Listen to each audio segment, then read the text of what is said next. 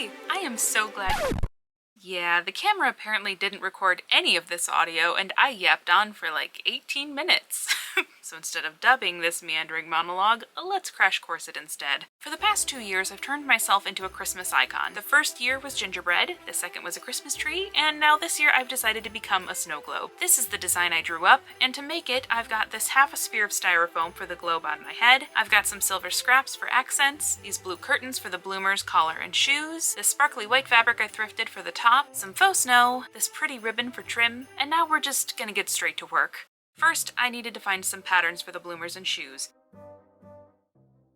After scrolling past so many AI patterns, because Etsy is a cesspool of AI content, I found what I believe to be real people and purchased a bloomer pattern and a shoe pattern. While I was in the process of figuring out patterns, I made a connected version of the melon sleeve pattern I already have because it always needs some alterations whenever I use it, and I can't mess around with this plastic I plan on using for the globe sleeves. Ooh, globe sleeves. I should make that. Anyway, my plan for the plastic layer was to iron the seams, melting the plastic together and hopefully holding shape. After doing a quick test run, it seemed to work, so I cut out the sleeves and ironed them together. It worked, and it worked way better than I expected it to. So I made 2 and moved on to cutting everything else out.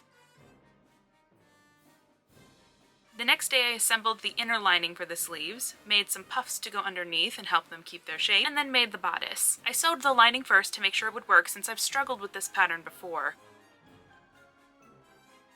Drafted and cut out a collar, and started sewing the nice fabric for the bodice. I wasn't sure how this would behave on my machine because of all of the decorations it has, but it actually didn't have any issues at all, much to my surprise. Once everything was basically constructed, I moved on to the details, starting with the inside of our snow globe sleeves. It's not really a snow globe if there isn't something fun to look at, so I decided to make a little row of felt houses, sticking to a blue and silver color palette.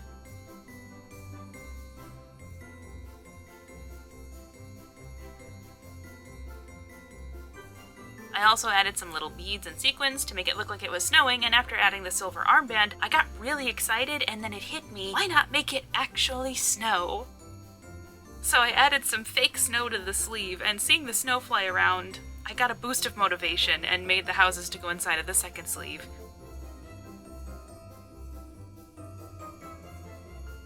The next day I made the bloomers,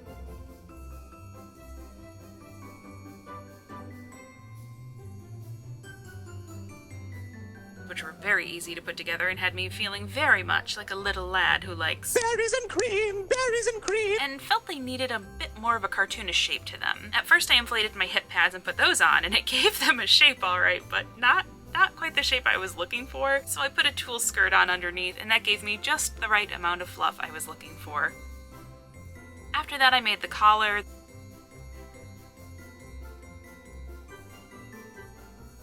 then started the process of making the shoes.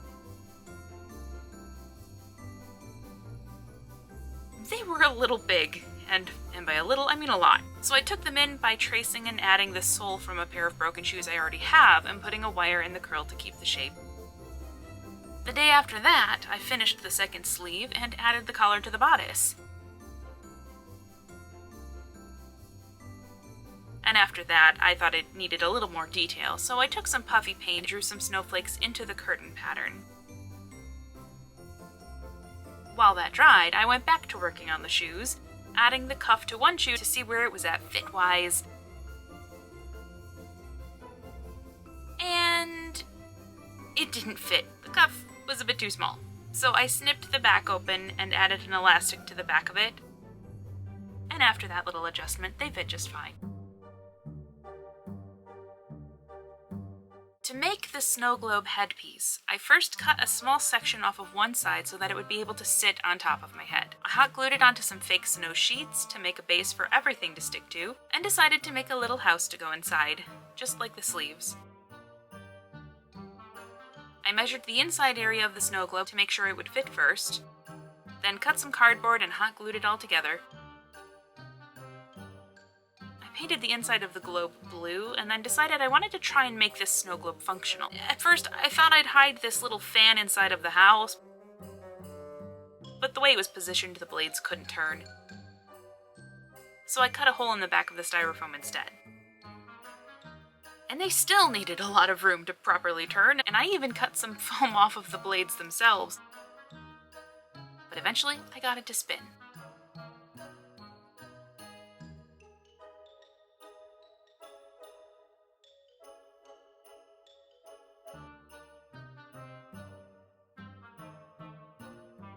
I worked on details for the little house, cutting out windows and a door,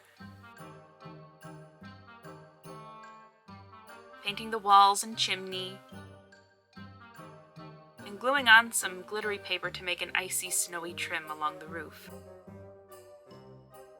I covered the outside of the globe in white felt, then with some shiny white fabric from my stash, and to contain the faux snow, I cut a barrier out of this plastic bedding bag and hot glued it almost all the way around, leaving just a small hole at the top to put the snow inside. The only problem, the snow wouldn't budge. Unless it was on top of the fan, it wouldn't move. I added some foam snowballs to see if maybe those would be light enough to blow around, but, well, you'll see.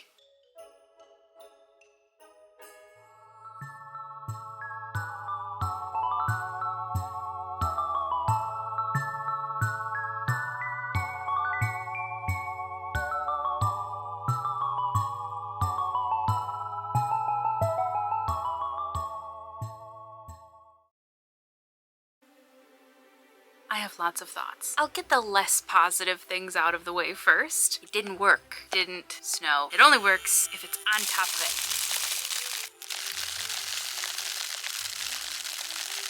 If it's like this,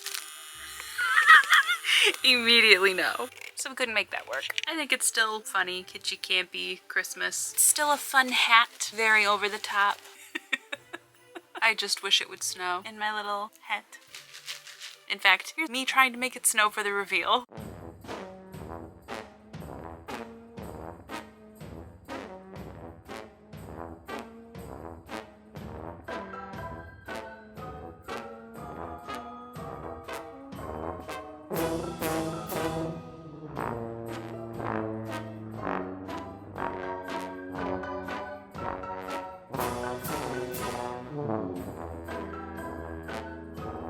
Anyway, the snow globe didn't really work out. Also, all of the filling in the sleeves got stuck more toward the pit, so you didn't see a lot of that movement either. But it was there. It was there. I think they still looked fun with the plastic as the glass. There was one thing I didn't consider, and that was the heat from my body creating condensation on the inside of the sleeves. And that did happen because I got quite warm wearing everything. But I think design-wise, we hit all our marks. I was able to make the shoes. Are they the best thing I've ever constructed? No. But to defend myself for myself, the fabric that I'm using frays very easily. The weave is so loose that it's a little tricky to work with, and it's a little tricky to keep it together. So it was a bit difficult to make the shoes and the collar work, but I do like everything I made. I even like our little useless snow globe bonnet. I love the bloomers. I'm definitely going to be making more bloomers. The bloomers were very comfortable and I think they look so silly and goofy. I need more. I like that it had a bit of a Christmas elf vibe between the bloomers, the collar, and the shoes. I think it was fun. So yeah, despite the snow globe effect not really working, I do like how it turned out. I think it looks fun and cute and wintry and whimsical and silly, and I'm happy with that. And if you liked it too, you can let me know by hitting the like button. And if you want to see what I'm doing next and join the channel, hit the subscribe button. And if you want to know when I post, hit the notification bell. YouTube will let you know. Assuming I get this out in time, this is the last video of 2025, and I just wanted to thank you all for watching this year. I really appreciate you all being here, and I'm looking forward to sharing a whole other year of new projects, hobbies, and experiments. Thank you so much for watching. I'll see you next time. Bye!